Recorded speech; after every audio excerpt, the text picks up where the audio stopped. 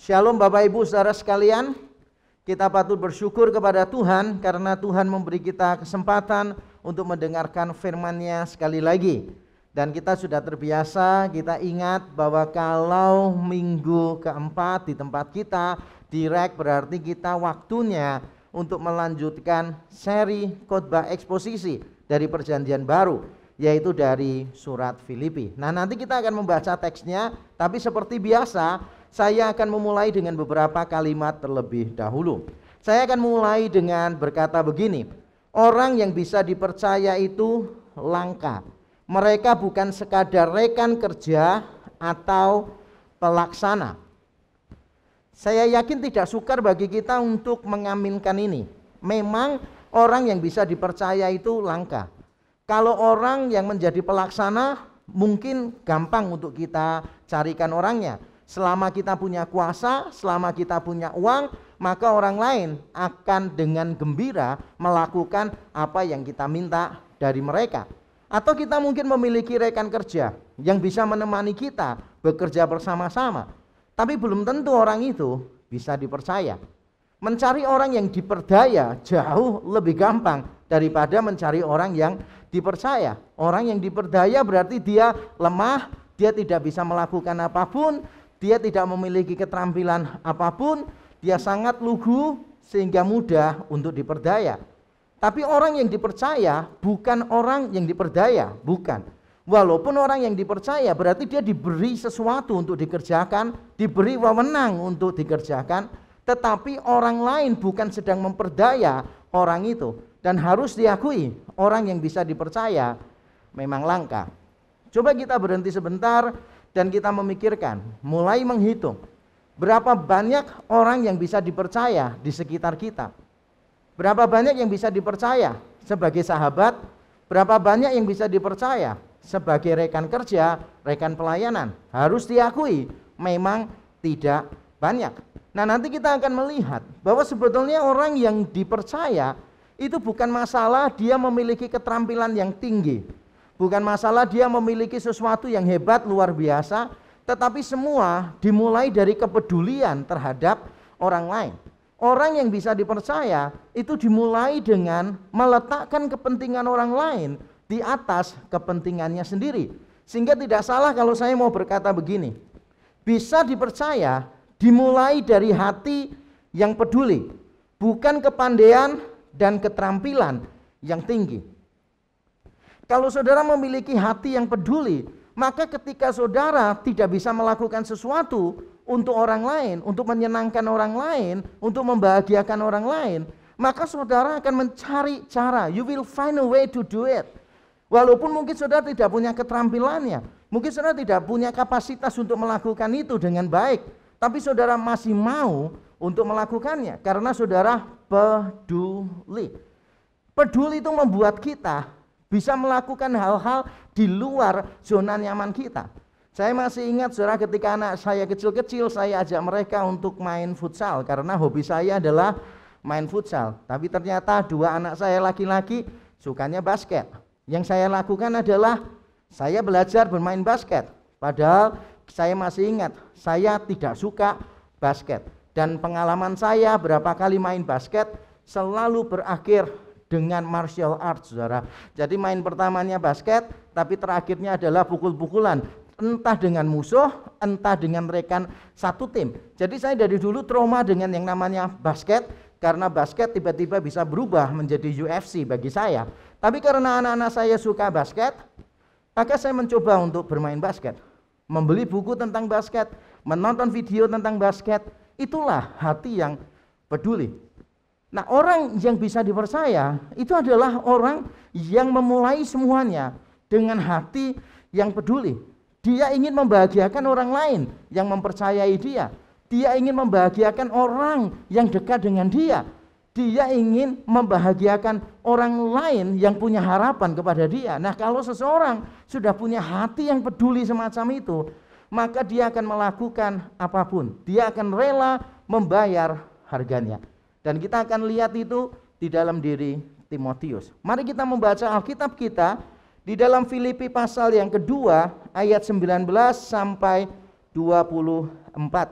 Saya mengajak Bapak Ibu Saudara sekalian membaca bersama-sama Filipi pasal 2 ayat 19 sampai 24. Begini bunyi firman Tuhan. Tetapi dalam Tuhan Yesus kuharap segera mengirimkan Timotius kepadamu, supaya tenang juga hatiku oleh kabar tentang hal ikhwalmu.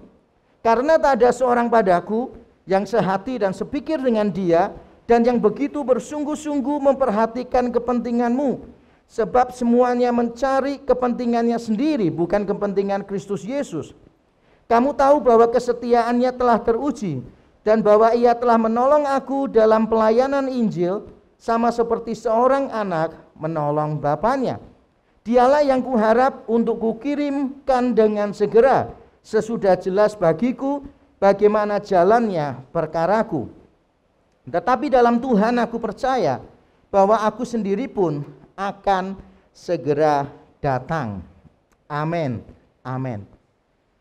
Saudara, kalau kita membaca teks ini secara sekilas, mungkin kita tidak menemukan kesulitan di dalamnya. Tapi kalau kita membaca dengan teliti, maka kita mungkin akan menemukan sebuah kesulitan di situ. Dan kesulitan itu tampaknya juga diamati oleh banyak penafsir Alkitab. Yang saya maksud adalah posisi bagian ini.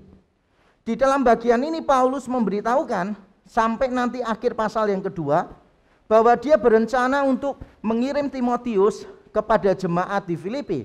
Lalu berikutnya mulai ayat 25 dia berencana mengirim Epafroditus balik ke Filipi. Nah, persoalannya ada di mana? Persoalannya adalah demikian. Ketika Paulus di surat-suratnya yang lain menuliskan tentang rencana mengutus A kepada jemaat X misalnya, biasanya bagian itu diletakkan di akhir surat. Atau kalau dalam istilah sastra kuno yang sekarang ini, para sarjana menyebutnya adalah travelogue. Ya, kita nggak perlu untuk mengingat ini. Dan istilah ini memang mirip dengan salah satu aplikasi besar untuk pembelian tiket, tapi tidak ada hubungannya sebetulnya. Saya tidak sedang di-endorse oleh perusahaan itu. Nah, saudara, ini bagian yang disebut sebagai travelogue yang biasanya memang muncul di akhir surat. Jadi setelah penulis memberitahukan A sampai Z misalnya, lalu dia berkata, oke, aku akan mengirim si A, mungkin untuk membawa surat yang baru dia tulis itu, dibawa langsung diserahkan kepada jemaat yang dituju. Biasanya terletaknya di bagian akhir surat. Nah, karena biasanya letaknya di bagian akhir surat dan di sini letaknya di tengah kan. Filipi berakhir dengan pasal 4 bukan dengan pasal 2. Maka beberapa orang punya spekulasi macam-macam. Ada sarjana yang mengatakan bahwa surat Filipi ini sebetulnya tidak ditulis sekali waktu gitu, bukan one sitting langsung selesai, bukan, tapi ditulis beberapa kali dalam waktu yang berbeda. Bahkan ada yang berspekulasi ini sebetulnya adalah tulisan-tulisan terpisah yang digabung jadi satu. Ada banyak lagi spekulasi yang lain, tapi menurut saya kita tidak perlu mengikuti berbagai macam spekulasi semacam itu. Mengapa demikian? Karena kalau kita membaca surat-surat Paulus dengan teliti, kita akan menemukan bahwa bagian pengutusan-pengutusan semacam ini tidak semuanya muncul di bagian akhir surat Paulus, tidak semuanya. Paling tidak kita menemukan tadi surat Filipi. Lalu kalau kita membaca di dalam 1 Korintus 4 juga ada yang semacam itu. Di dalam 1 Tesalonika 2 dan 3 itu juga ada model yang semacam ini. Jadi tidak semua surat Paulus menempatkan pengutusan, rencana pengutusan seseorang untuk membawa surat diletakkannya di akhir surat. Tidak. Paling tidak kita menemukan Filipi, 1 Korintus dan 1 Tesalonika. Saya yakin Paulus itu punya maksud tersendiri dengan membahas tentang Timotius dan Epafroditus di akhir pasal 2 yang akan dia utus balik kepada jemaat di Filipi. Ada maksudnya. Mengapa Paulus merasa perlu meletakkannya di sini? Bukan di bagian akhir. Dan saya yakin alasannya itu berkaitan dengan contoh teladan. Contoh teladan. Jadi maksud saya begini, kalau kita membaca pasal yang kedua di bagian awal, Paulus sudah memberitahukan beberapa sikap yang perlu dimiliki oleh jemaat di Filipi supaya mereka memiliki persekutuan yang harmonis. Misalnya mereka itu harus mengutamakan kepentingan orang lain, menganggap orang lain lebih penting daripada dirinya sendiri. Nasihat di awal pasal yang kedua ini lalu diberi contoh konkret, teladan konkret, yaitu Yesus Kristus. Mulai dari ayat yang ke-6 sampai seterusnya dikatakan yang walaupun dalam rupa Allah tidak menganggap kesetaraan dengan Allah sebagai milik yang harus dipertahankan, tapi rela mengosongkan dirinya menjadi hamba taat sampai mati di atas kayu salib. Jadi Yesus dijadikan teladan di situ. Lalu diikuti oleh Paulus di pasal 2 ayat 17 ketika Paulus mengatakan dengan sukacita bahwa dia rela menjadi korban curahan bagi iman jemaat di Filipi. Paulus rela dikorbankan. Yang penting jemaat Filipi mendapatkan sesuatu yang baik dari Tuhan. Lalu tibalah pada teks kita hari ini. Teks kita hari ini sampai nanti di akhir pasal yang kedua memberi tambahan 2 contoh teladan, 2 contoh konkret, yaitu dalam diri Timotius dan dalam diri Epafroditus. Timotius nanti kita akan lihat benar-benar memiliki kepedulian, perhatian yang besar, yang sungguh-sungguh kepada jemaat di Filipi. Dia tidak mementingkan dirinya sendiri, tetapi memikirkan kepentingan jemaat Korintus. Epafroditus juga sama. Dia diutus oleh jemaat Filipi melayani Paulus di dalam penjara, dan Paulus mengatakan, dia sampai mau mati di dalam pelayanan. Jadi ketika Epafroditus melayani Paulus, dia mempertaruhkan nyawanya, dia sakit dan nyaris mati. Orang-orang semacam ini, semacam Timotius dan Epafroditus adalah teladan konkret bagaimana kita hidup mementingkan orang lain, bagaimana kita memandang orang lain lebih penting daripada diri kita sendiri. Dengan kata lain, sederhananya begini saudara, mengapa Paulus meletakkan rencana pengutusan ini di pasal yang kedua, yaitu untuk melengkapi daftar teladan tadi dari Yesus Kristus, Paulus, Timotius, dan Epafroditus.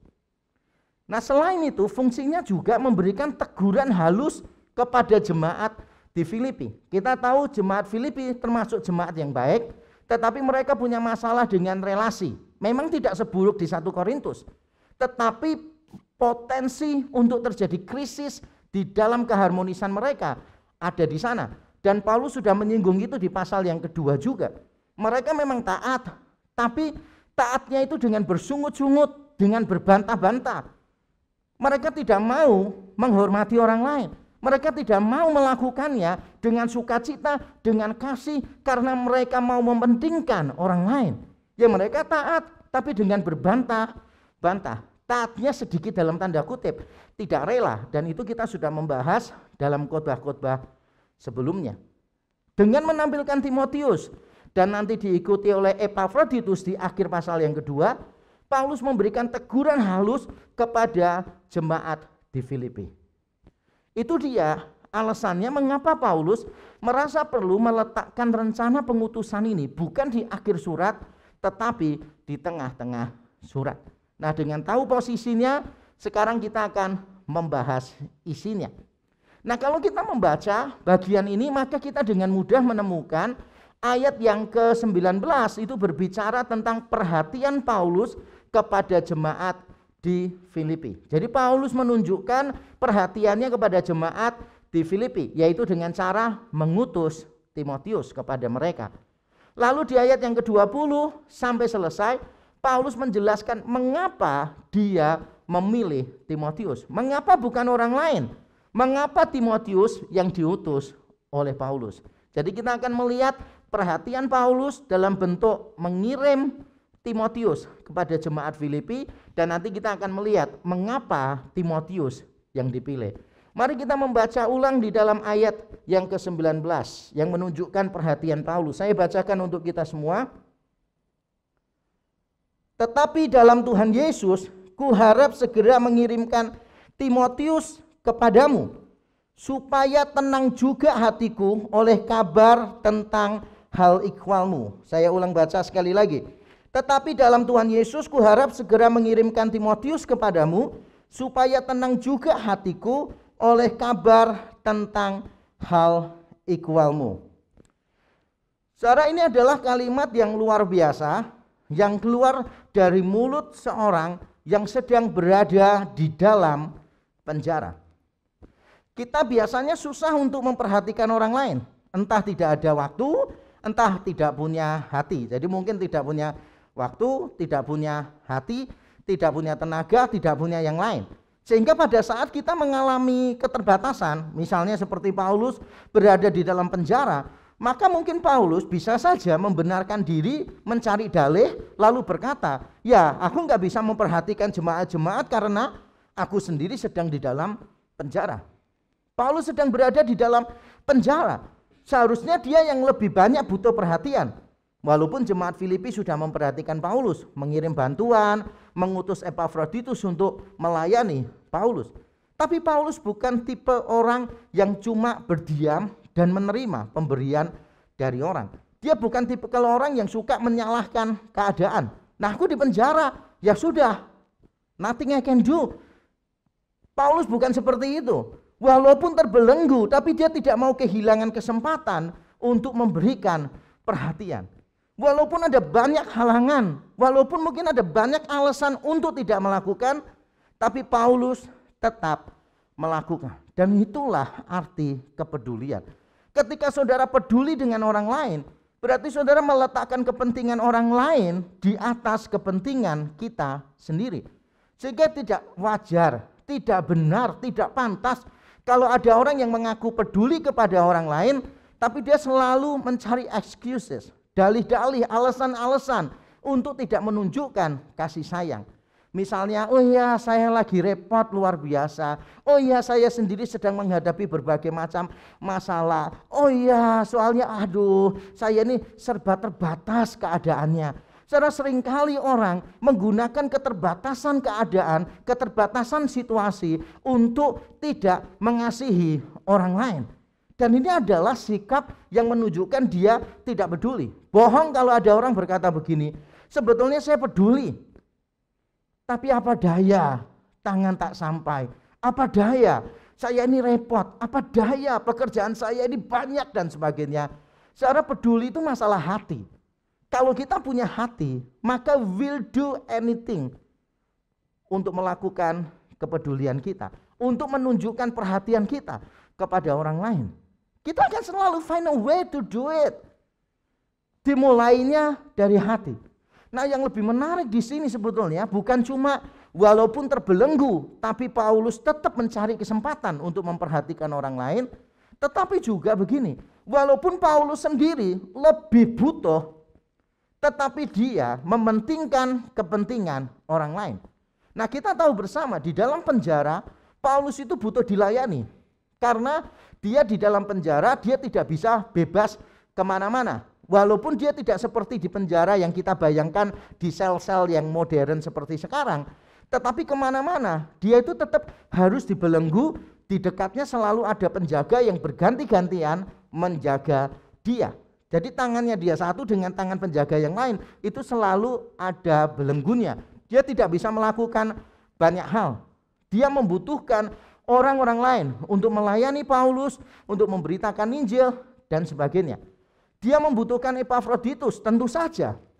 Tapi dia nanti kita akan lihat di dalam khotbah berikutnya, Paulus justru mengirim pulang Epafroditus ke Filipi. Dia juga membutuhkan Timotius. Tetapi Paulus tidak mau mengekang itu untuk dirinya sendiri. Dia tidak mau mempertahankan Timotius untuk dirinya sendiri. Dia melihat jemaat Filipi butuh kehadiran Timotius. Maka Paulus mengutus Timotius dan nanti Epafroditus juga dikirim kepada jemaat di Filipi. Paulus itu bukan tipikal orang yang narsis, yang cuma menjadikan dirinya sebagai pusat. Dan kita perlu ingat bahwa orang-orang narsis itu selalu menimbulkan krisis bagi relasi yang harmonis. Relasi harmonis itu tiba-tiba bisa rusak karena ada orang-orang narsis di dalamnya. Nah, kita tidak perlu berlatih untuk jadi narsis karena natur kita yang berdosa itu sudah pandai, ahli dalam menempatkan diri kita sebagai pusat perhatian. Menempatkan diri kita sebagai pusat alam semesta begitu. Seolah-olah kalau tidak ada kita, alam semesta itu berhenti untuk berputar begitu. Ada orang-orang tertentu yang terbiasa begitu. Nah, kalau tidak percaya, coba bayangkan. Seandainya kita melihat foto rame-rame orang foto, berarti fotonya sebelum pandemi ya. Sebelum pandemi, wah fotonya rame-rame. Foto siapa yang kita cari duluan? Ya pasti foto kita. Pasti foto kita. Yang kedua adalah orang yang kita lagi PDKT biasanya gitu. Atau orang yang paling kita benci karena kita mau cari kekurangannya dia seperti apa. Tapi for sure ketika melihat foto bersama-sama, yang kita lihat pertama adalah foto kita. Kita ini by nature, kita ini sudah narsis masalahnya. Makanya kita harus melawan natur yang berdosa ini. Dan itu dilakukan oleh Paulus. Paulus bisa saja jadi orang yang begini, memanfaatkan keadaan oportunis. Dia bisa saja ngomong begini, saya ini dalam penjara, tahulah keadaan saya. Kamu kan tidak di dalam penjara. Yang lebih butuh itu saya, bukan kalian. Kalian jumlahnya banyak, saya di penjara cuma seorang diri. Jadi yang lebih butuh Timotius sebetulnya saya, bukan kalian. Yang lebih butuh Epafroditus itu saya, bukan kalian. Paulus bisa saja menjadikan dirinya itu sebagai pusat belas kasihan. Dan itulah yang sering dilakukan oleh banyak orang kan. Menjadikan dirinya pusat belas kasihan. Supaya orang lain memaklumi dia, supaya orang lain itu benar-benar kasihan dengan dia. Jadi dia selalu playing victim gitu, memainkan dirinya sebagai korban, korban untuk dimaklumi, korban untuk dicintai, korban untuk macam-macam. Ini adalah bentuk lain dari narsis. Narsisme itu bentuknya bisa semacam itu, dan Paulus tidak mau mengambil bentuk itu. Dia memperhatikan jemaat di Filipi, dan dia berkata begini, dia akan mengutus Timotius dengan segera. Dengan segera, dikatakan di ayat yang ke-19, diulang di ayat 23, dengan segera dia akan mengutus Timotius. Memang tidak langsung, tapi segera. Tidak langsung, karena di ayat 23 Paulus mengatakan setelah jelas jalannya perkaraku. Nah, bahasa Indonesia menjelaskannya perkaraku. Tapi kalau dalam bahasa Yunani sebetulnya terjemahannya lebih umum. Setelah jelas hal-hal tentang aku. Hal-hal tentang aku. Tapi maksudnya apa? Hal-hal tentang aku ini, nah mungkin adalah keputusan pengadilan yang ditunggu oleh Paulus. Mungkin. Karena kan Paulus di dalam penjara, dia menunggu keputusan. Apakah dibebaskan atau dihukum mati. Mungkin dia menunggu kepastian salah satu, baru dia bisa mengutus Timotius. Jadi kalau dia misalnya diputuskan, oke, kamu bebas atau kamu dihukum mati, baru dia akan mengirim Timotius ke Filipi. Bisa jadi begitu.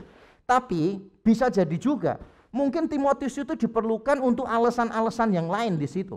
Dan benar-benar sangat diperlukan sementara waktu. Sehingga Paulus tidak bisa mengatakan, aku mengutus Timotius sekarang, langsung, tidak. Tapi dia menjanjikan akan mengutus Timotius secepatnya. Begitu sudah jelas, maka dia akan kirim Timotius. Perhatikan kata yang dipakai, sudah jelas, bukan sudah selesai, bukan sudah beres. Dia tidak mau menahan Timotius terlalu lama. Yang penting pada taraf tertentu sudah oke untuk ditinggal, dia akan segera mendesak Timotius untuk pergi ke Filipi. Tujuannya apa? Tujuannya diceritakan di ayat yang ke-20 tadi, supaya tenang juga hatiku setelah mengetahui hal ikwalmu. Tenang di sini dalam bahasa Yunani artinya macam-macam, saudara. Kalau kita melihat kata tenang, yupsukeo, ini bisa berarti gembira, bisa berarti terhibur, bisa berarti dikuatkan. Nah, kita kesulitan untuk menentukan arti mana yang dimaksud di bagian ini, karena jangkauan artinya cukup beragam dan semuanya itu cocok dengan konteks Filipi pasal yang kedua. Tapi kita tidak perlu pusing di situ. Seperti biasa saya akan mengatakan hidup kita sudah cukup sulit, jangan mempersulit diri dengan yang semacam itu. Toh arti-arti tadi, jangkauan arti tadi juga mirip kok. Gembiralah, terhiburlah, dikuatkanlah. Ini semua merujuk kepada perasaan yang baik. Intinya begitu. Jadi Paulus ingin mengetahui hal ikhwal jemaat Filipi supaya Paulus itu bisa tenang. Dalam arti dia bisa memiliki perasaan yang baik setelah dia mendengarkan kabar yang baik dari jemaat Filipi. Jadi dengan mengutus Timotius, nanti dia akan tahu banyak tentang keadaan di Filipi, dan nanti ketika Timotius berjumpa kembali dengan Paulus, maka Paulus bisa bersukacita. Tapi mengapa Paulus mengutusnya Timotius? Ini pertanyaan yang menarik. Mengapa Paulus mengutus Timotius? Kalau saudara sedang butuh Timotius, orang lain juga sedang butuh. Saudara ingin mengutus, memenuhi kebutuhan orang lain. Yang saudara kirim orang yang saudara butuhkan, atau saudara akan pilih orang lain? Biasanya kita akan pilih orang lain yang kita kurang butuhkan. Bayangkan begini, saudara punya orang yang terbaik, saudara butuh dia, orang lain juga butuh, dan saudara ingin memenuhi kebutuhan orang itu.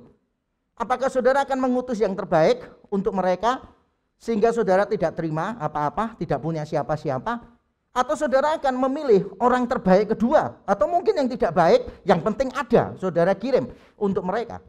Atau mungkin saudara akan kirim orang yang terbaik untuk mereka dan saudara mencari orang lain sebagai gantinya?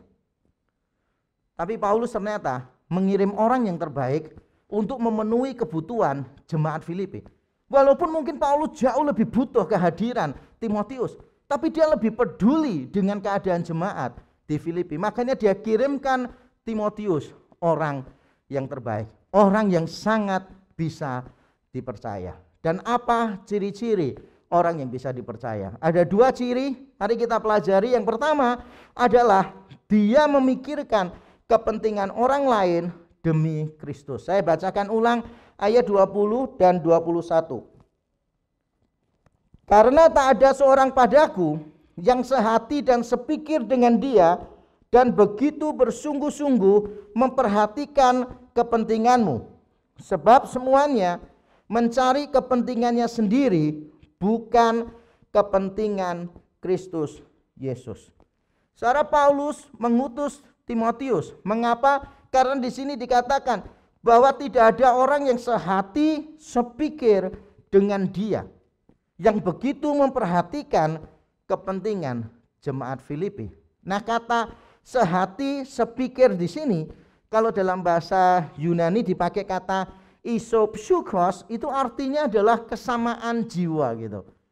Jadi mungkin kalau kita membahasakannya biasanya kan kesehatian, mungkin ini diterjemahkannya kesejiwaan begitu. Jadi ada satu jiwa antara Paulus dan Timotius, ini ada satu jiwa. Dan kata Yunani yang dipakai di sana ipopsyukos mirip sekali dengan kata Yunani sympsukos di pasal 2 ayat 2. Ketika Paulus memberikan nasihat kepada jemaat di Filipi, dia mengatakan, hendaklah kamu memperhatikan satu dengan yang lain, hendaklah kamu satu hati, satu jiwa.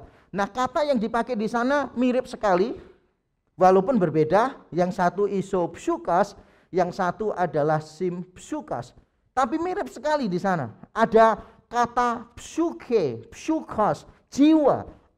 Ini semua tentang jiwa. Dan Timotius, Paulus mengatakan, tidak ada orang lain yang memiliki kesejiwaan dengan aku dalam hal memperhatikan jemaat di Filipi. Kalimat Paulus ini tentu saja adalah kalimat yang serius, yang besar sekali. Karena dia mengatakan, tidak ada padaku seorang yang sehati dan sepikir seperti Timotius. Pertama kali saya membaca ini, saudara, saya juga cukup kaget dan saya juga bertanya-tanya. Apakah Paulus memaksudkan bahwa rekan-rekan pelayanannya yang dulu-dulu, misalnya Barnabas seniornya dia, atau Silas yang mengganti Barnabas, atau yang lain-lain, apakah dia menganggap semuanya itu tidak punya kesejiwaan dengan Paulus? Apakah dia sedang membandingkan Timotius ini dengan semua orang yang pernah melayani dia bersama-sama, lalu dia mengatakan tidak ada seorang pun yang seperti Timotius? Apakah itu maksud Paulus? Paulus sedang mengatakan bahwa dibandingkan dengan semua orang yang dia kenal, yang dia pernah pelayanan bersama, Timotius adalah orang yang paling memiliki kesatuan jiwa dengan Paulus. Apakah itu yang dimaksud oleh Paulus di sini? Nah, saya yakin bukan itu maksud Paulus.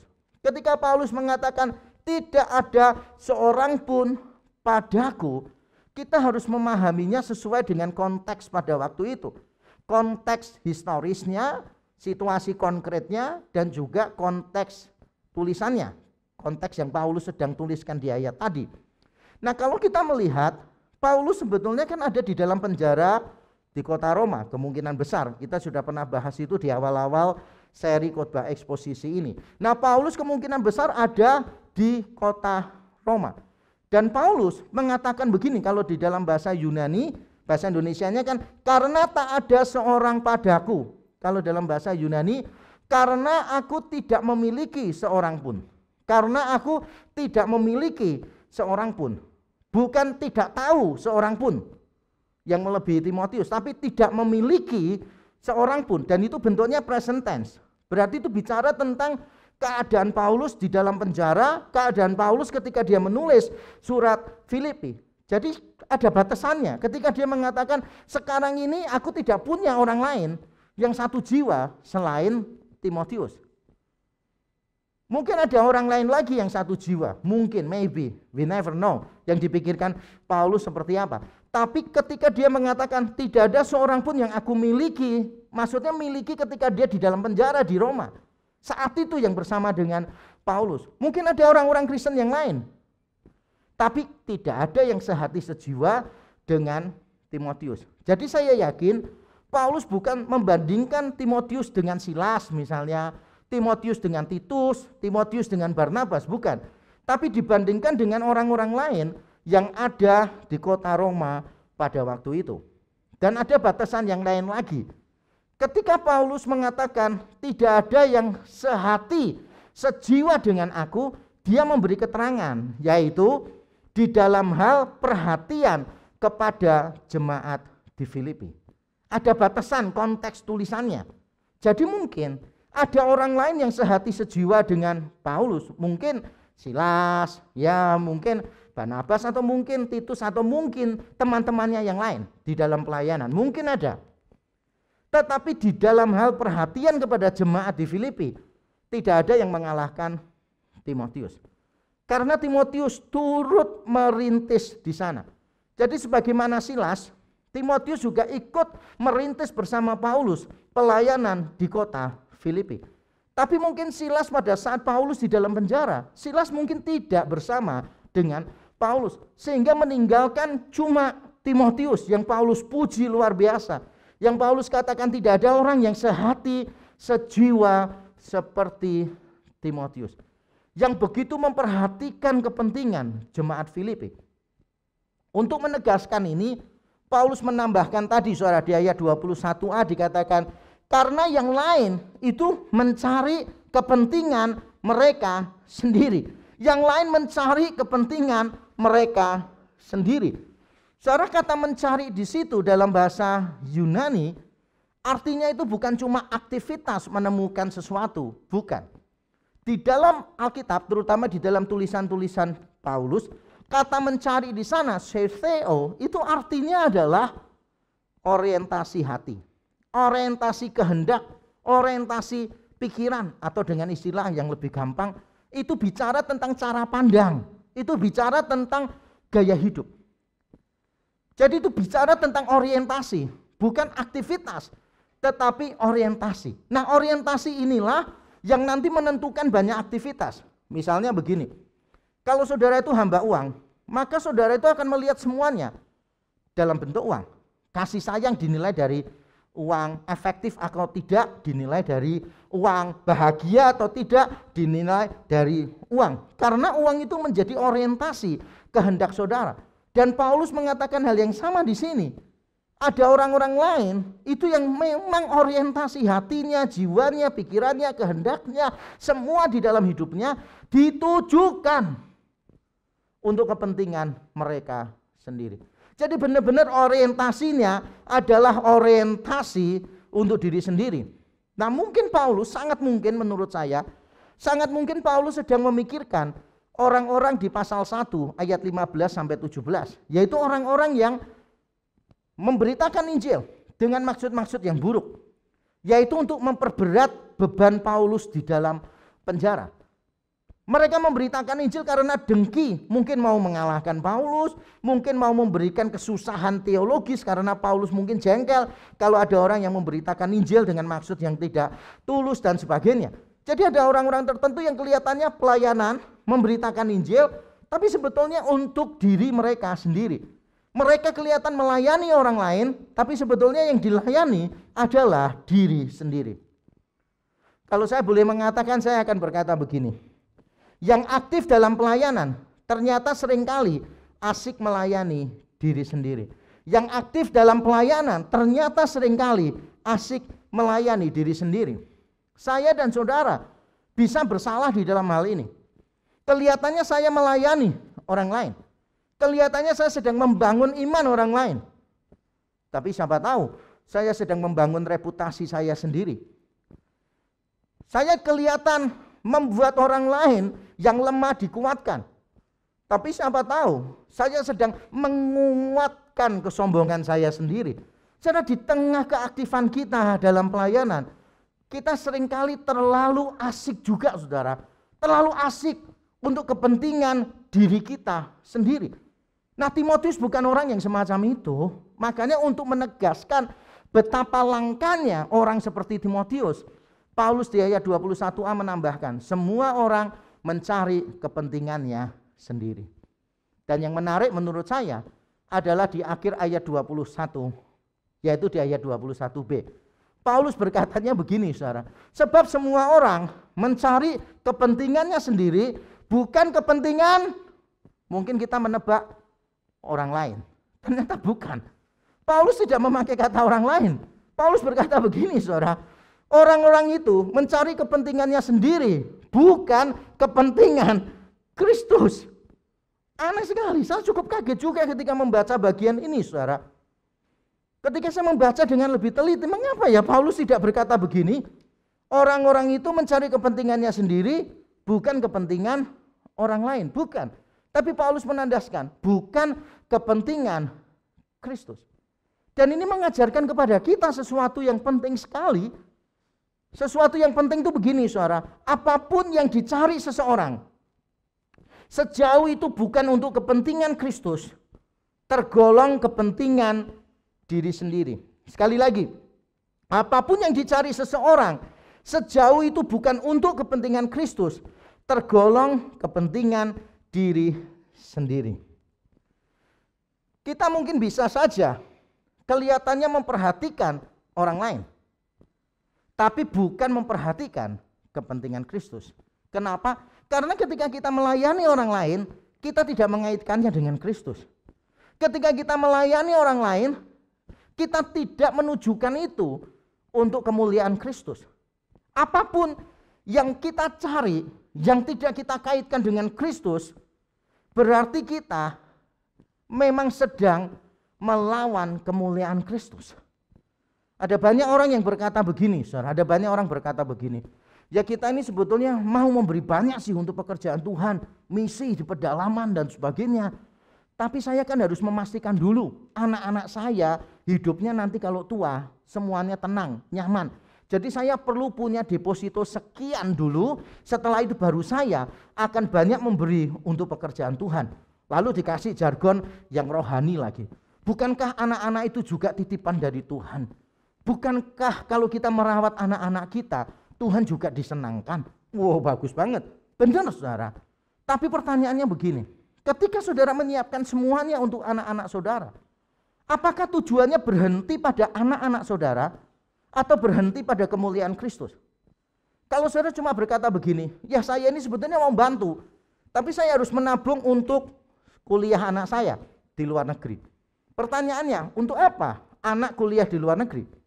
Kalau saudara cuma menjawab begini, ya supaya nanti kalau balik Indonesia gajinya tinggi dan dia nggak perlu susah-susah seperti saya dulu. Berarti tujuan kita tidak ada kaitannya dengan Kristus. Akan berbeda kalau saudara berkata begini, ya saya ingin menyekolahkan anak saya ke luar negeri. Kenapa? Karena itu salah satu, bukan satu-satunya. Salah satu cara anak saya memiliki wawasan yang lebih luas, pendidikan yang lebih baik, dan dengan demikian bisa punya dampak yang lebih besar untuk kerajaan Allah. Nah, itu berarti berbeda lagi tuh. Berarti saudara mengaitkannya dengan Kristus. Jadi sekali lagi saudara, apapun yang dicari seseorang dengan alasan apapun, kalau tidak dikaitkan dengan kepentingan Kristus, kemuliaan Kristus, itu tergolong